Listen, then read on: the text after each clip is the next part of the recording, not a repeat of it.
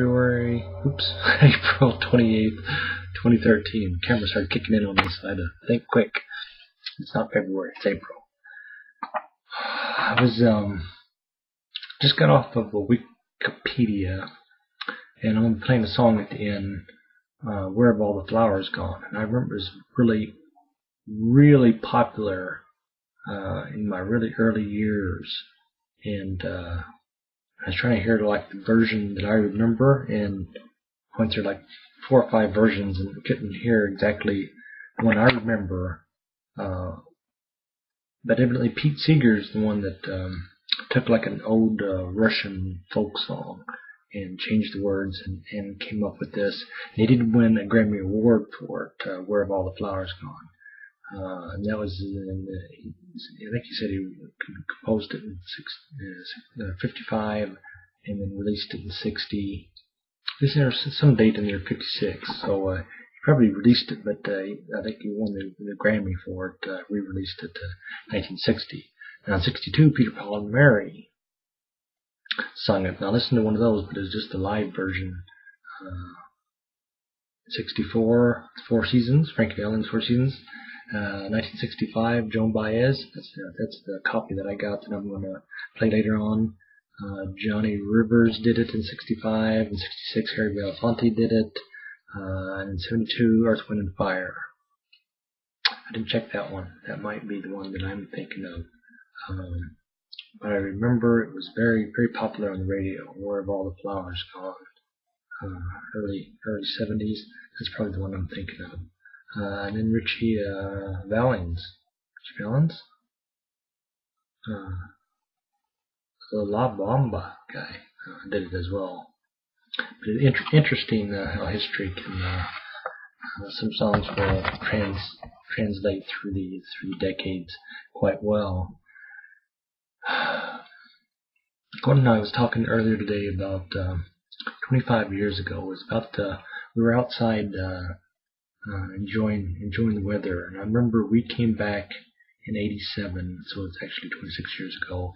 But we came back in 87. About we wanted to be back by his birthday, and his birthday's on the 10th. So we started heading back to Minnesota. This is when we moved back to Minnesota, and we left a couple of weeks earlier, so we could be here.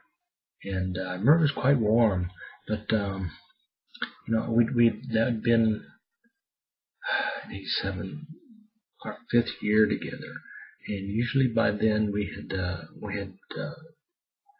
want to say that we had bonded, but there was we were right on that tipping point of either was going to make it or not going to make it, and we had a little something happened up there in the hills of Montana, and we decided to carry on, and we did. See, what was it? Yeah, that was in Montana. But coming down, when we went over the mountains, so this is before Montana, because we had to come down and come in through Montana, is that we were both driving individual Volkswagen buses. We loaded up, we brought 2 buses back, and some vehicles that we were working on, packed. One was an older one, and had the earlier bug type engine. That the one he was driving was the newer style and had the Porsche style engine in it. And of course he was like miles ahead of me, especially when he hit the mountains. He could climb them, and got quite a ways in front of me, and went out of sight. And this is strange because, like I said before, we finally came to an agreement there in Montana to continue on. But at that point, we're not on the best of terms, and mostly my fault. My infidelity caused a lot of that. But we came to an agreement to continue on the relationship. But I know I was not thinking very positive thoughts about him. Something to the fact that, if he drove off the cliff, I wouldn't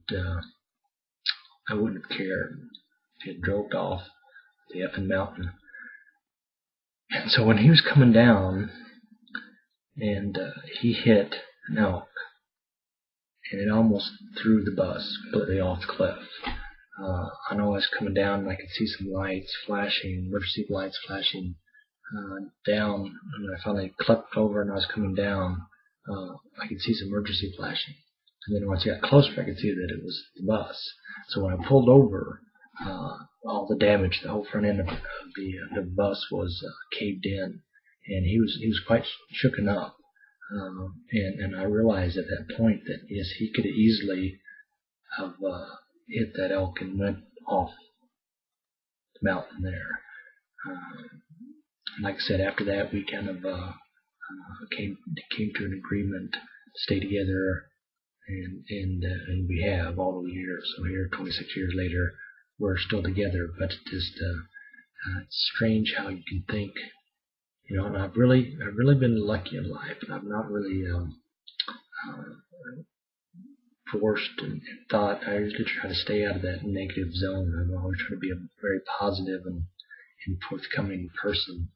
And usually, what I wish for, what I want in life, I usually get. So I've been really selective on what I really want and what I really need, and try to stay out of that negative zone. And it's just strange that I was thinking that heading up the mountain, he was going out of sight, and then it almost proceeding to come true. In a blink of an eye, somebody could be gone from you. So it was just strange on that trip back. It was very life-changing. That our lives could have easily separated and went in different paths dramatically. Because he could have went off that cliff and I would have never known. I mean, I would have came down and went to the. Because after I stopped there, and like I said, he was shooken up. I let him take the van, the other one I was driving, and drive, and then I proceeded to drive that one because it was really damaged in the front. And I said, just keep driving. There's a rest area coming up here in a few miles, and he met me there, and that delayed us for a couple of days because we had to get it repaired because it was really damaged, and this was the van that I had tipped over to the ditch. Again, that year, I could easily have went off when I went off the road and hit that embankment and flipped that van over and slid 40 feet. I had to climb out. Luckily, I had my seatbelt on. I had to climb out. I was hanging upside down and drop down and climb out through the windshield and go get help. But I survived that, and that was kind of a miracle in itself. And then in that same bus, him coming that close to fixing the page, that bus is almost like a miracle bus. He'd say it was maybe cursed, but no one passed away in it. It did save our lives. So miracle things. It's just. When he was remembering that about this time of year that we came back to Minnesota, and I just wanted to share some of those things with you. But we were outside today, and it's finally nice enough. It's been up yesterday. Comcast Cares Day was a beautiful day. He was outside, but today he was out, turned the water on, brought out the hoses, raked up some of the dead leaves and trimmings out of the. We had a big bunch of flowers that pop up in the back, irises and what's the other ones? Lilies.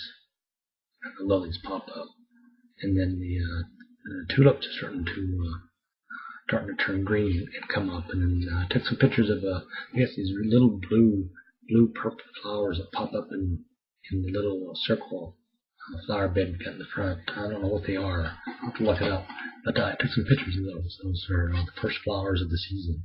Because usually by this time, usually by his birthday and Mother's Day, lilac are fully in bloom. But I mean, there's not one leaf on the tree. Because you have to remember, a week ago today, it was snowing. So we've got a late winter, or late spring here. But it's warming up. So it's going to be, I think it's nice today and probably nice tomorrow. I think the middle of the week it's supposed to drop back into the 40s for a bit. But I want to say I'm excited tomorrow. Tomorrow, 29th? Yep. We're at Lightfoot concert. So, like I said, we're excited about that. At least I am. Gordon is, of course. And then, boy, will be going with this. So, and like I said, I snagged those tickets the day they went on sale.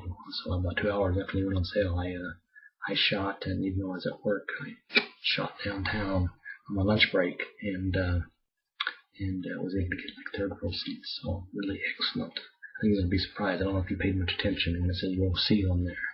I didn't mention anything. I figured, well, let's just let it play out. You can't always be popping the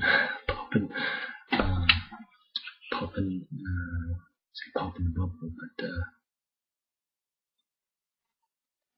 anyway, I'm excited about it. That's all that matters, right? Right. Here's I was gonna do Peter, Paul, and Mary, but this is Joan Baez, Where Have All the Flowers Gone?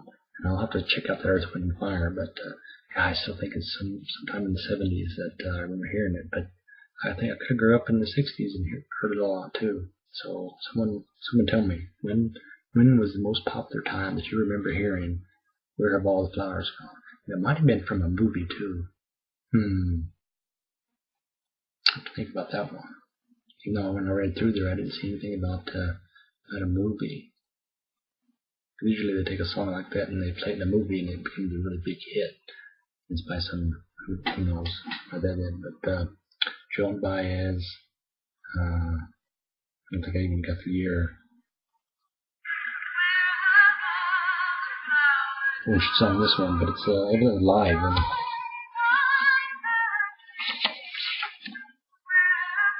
April 28th, 2013. Flowers are finally popping their heads out. It's beautiful outside. Enjoy this.